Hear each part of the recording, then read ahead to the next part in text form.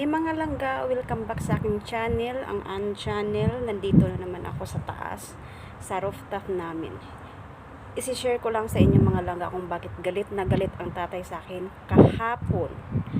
Kasi, yung uniform niya, hindi ko daw nalagay yung ano dito, yung may pangalan kasi dito. Tapos may pangalan din dito na ididikit mo sa uniform niya. Tapos may lalagyan ng ballpen. Dito rin may pangalan. Dito rin may pangalan. Dito din meron. Kaya pag nilalabhan ko yung uniform niya, tinatanggal ko sila para hindi masira. Tinatanggal ko. Tapos, inililipat ko doon sa isang uniform niya kasi dalawang pares yung uniform niya para pag hindi matuyo ang isa, yung ililipat ko sa isa yung mga ano niya, parang mga accessories niya, pero may pangalan siya dito na ano sa kabila civil defense, sa kabila pangalan niya kasi sa civil defense nagtatrabaho yung tatay namin. Kanina maaga kaming gumising kasi may pasok yung mga bata. Tapos yun, nagmamadali kami kasi pag hatid namin sa school, pag-uwi, nag-idlip lang kami sandali. Tapos naglinis na ako.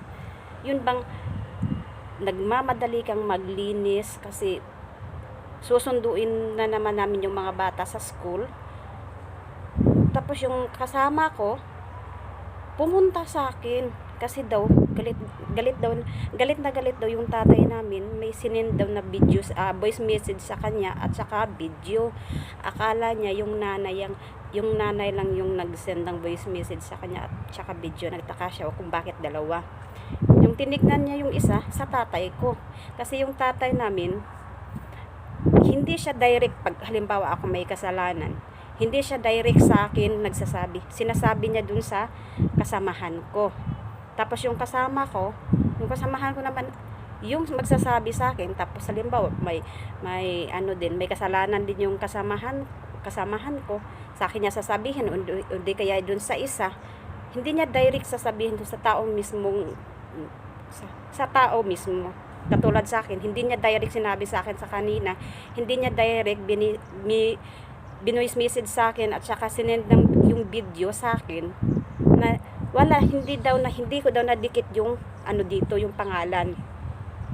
Tapos nagtaka ako kung bakit hindi ko nadikit kasi pag nilagay mo yung ballpen dito, mapapansin mo talaga kung wala yung pangalan dito na malaki kasi magkatabi sila Ang dito kasi para siyang parang triangle kasi yung forma nung isa. Dito pa square. Dito rin pahaba na pa square. Dito rin pahaba na pa square. Dito maiksi lang siya pero pa square din. Bali apat kasi lahat. Hindi pwedeng mawawala yun kasi talagang magagalit siya. Yun ang iniingat-ingatan ko lagi pag inaayos ko yung niya, yung uniform niya, pinaplansya ko. Kasi yung sinuot niya kanina, yun din yung sinuot niya nung yung sinuot niya kahapon pala, yun din yung sinuot niya yung nakaraang araw.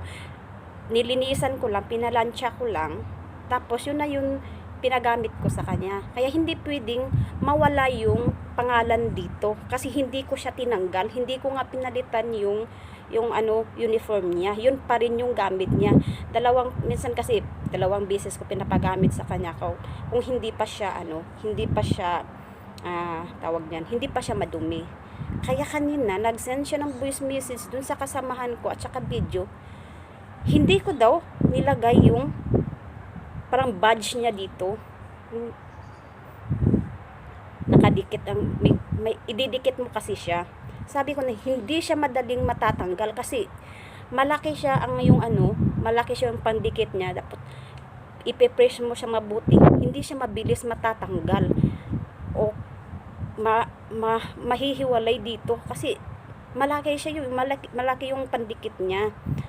Matatanggal lang talaga siya kung kusa mong tinanggal yun. Doon nagtaka ako.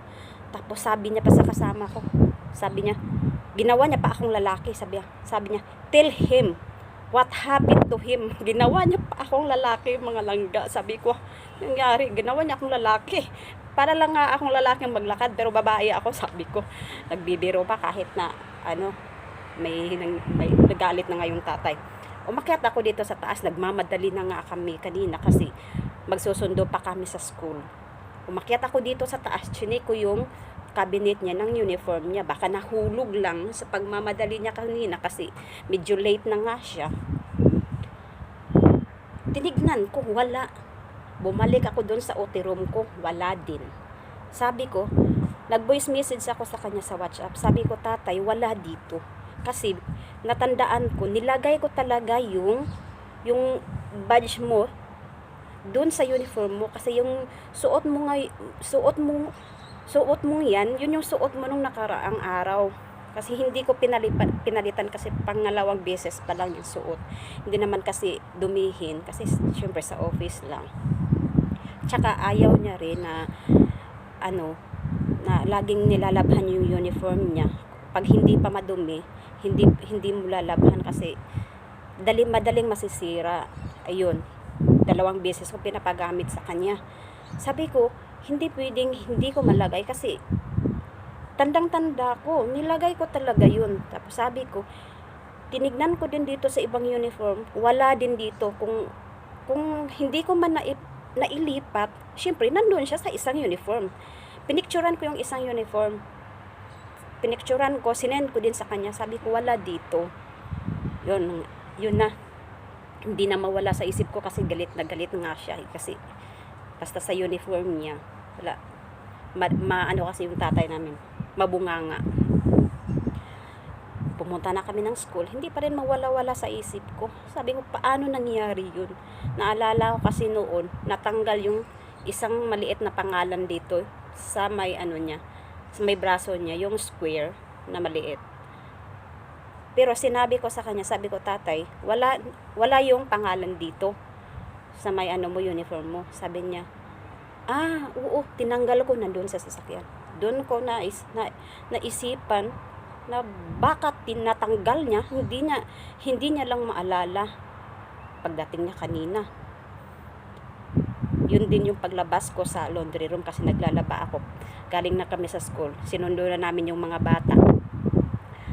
Sabi niya, asan daw, Mary? Asan yung ko dito? Ba't hindi mo nilagay? Sabi ko, tatay, hindi ko alam. Pero natatandaan kong nilagay ko talaga yung badge mo dito kasi hindi talaga pwedeng wala yun. Dinudouble check ko yung uniform niya bago ko inaakyat dito sa kwarto niya. Sabi niya, saan napunta? Ikaw lang naman yung naglilinis ng mga damit, nagpa-plancha. Sabi ko, hindi ko alam. Basta, ang alam ko, nandyan yan. Nilagay ko. Wala din dito sa sa uniform mo na isa. Sabi niya, asan yung uniform ko? Asan? Pinakita ko sa kanya yung isang uniform. Kasi dalawa yung pangalan dito na dinidikit. Pero yung isa ayaw niya, mga langga. Kaya yun, pinakita ko sa kanya din yung isa. Sabi ko, ito, sabi mo dati, hindi mo gusto kasi hindi original. Kaya yun yung sabi mo, pag tinanggal ko sa isa yung name badge na yun, ililipat ko dun sa isa na susuotin niya, na dadalhin ko dito sa taas, na susuotin niya kinabukasan. Tapos sabi niya, asan? Galit na galit talaga sa asan daw, hanapin ko. Sabi ko, saan ko hahanapin? Hinanap ko na kanina, hinayaan ko na lang siya. Hindi ko na rin sinagot-sagot kasi syempre lumebel din tayo, katulong lang tayo, amo siya. Umalis na siya, galit siya. Dumating yung anak.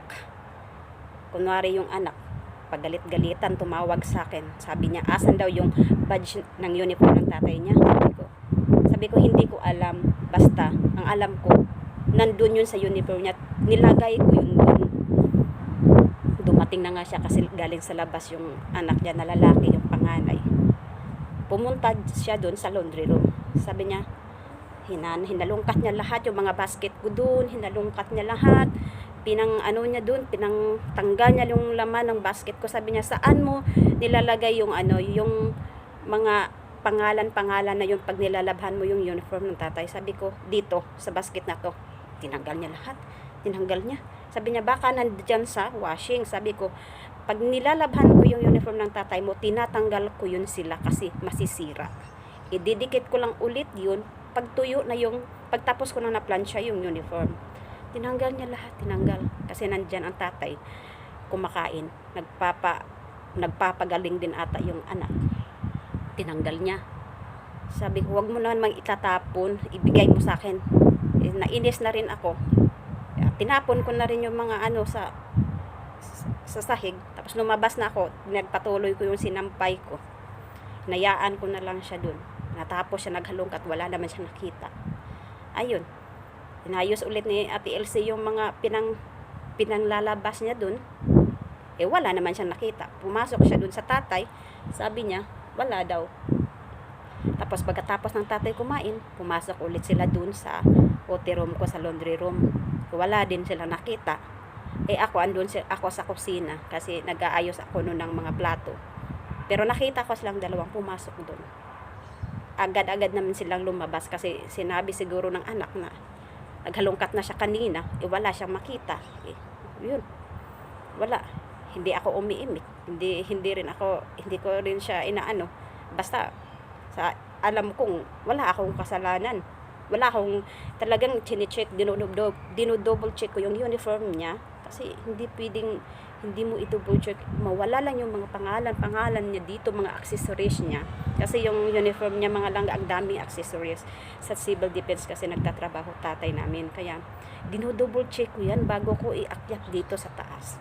Yung kanina, pinalitan ko na lang kasi wala nga yung isa. Yung luma ang ipinalit ko. Yung sabi niya noon na hindi niya gusto kasi hindi daw original. Yun yung ipinalit ko. Tapos yung isa naman na suot niya, lalabhan ko yun. Tapos yung isa pinalit ko. Nilagay ko talaga yung ano. Ayun. Sa isip ko, imposible na hindi ko malagay. Kasi pag inilagay mo yung ballpen dito, makikita mo talaga na wala siya. Kung halimbawa hindi ko nalagay, makikita mo talaga na wala siya dito sa may dinidikitan niya. Kaya napaisip ako bakit, inaalala ko bakit, nasaan, sino kumuha o ganun. Napaisip ako, naalala ko yung sinabi niya noong una, tinanggal niya yung maliit dito na pangalan, hindi ko kasi mabasa kasi Arabic. Tapos dito sa sa kaliwa niya parang pangalan niya dito. Tapos dito sa civil defense din nakapangalan yun. Hindi ko kasi mabasa kasi Arabic nga. Sabi ko, tatay, wala yung pangalan dito. Sabi niya, oo, kasi andun sa sasakyan tinanggal ko. Yun ang napasok sa isip ko. Hindi ko alam, sabi ko. Ba't mainit yung parang naghahanap siya ng problema? O hindi ko alam, o yun lang talaga ang nasa isip ko. Sabi ko naman, kung ayaw niya sa akin, hindi palipatin niya na ako. Kung ayaw na, sabihin niya. Hindi naman ako mahirap kausapin, di ba mga langga? Pag may kasi nga lang, hindi natin alam kung yung mga niya, mga iniisip nila, kaya dasal na lang lagi. Yun na lang. Alam ko talaga na nilagay ko talaga yun. Hindi talaga pwede na wala. Hinayaan ko na lang siyang magalit siya. Magdada ka dyan, bahala ka. Basta ako, wala ang alam ko. Talagang nilagay ko yun. Magdada ka dyan na magdada. Ang importante, wag lang talaga tayong sasaktan, diba? Ibang usapan na talaga yun. Ay nako, basta mga langga. Pag may plano kayong mag-abroad, nako mga langga, isipin yung mabuti ng ilang beses. Kasi hindi madali pagdating dito. Ganyan pag oras na may tupak yung mga amo natin, nako. Tapos gagawan ka pa minsan ng issue na hindi mo naman ginawa. Nako, kahirap niyan mga langga. Hanggang dito lang muna may share ko mga langga. Hanggang sa ulitin, please like and subscribe. Bye!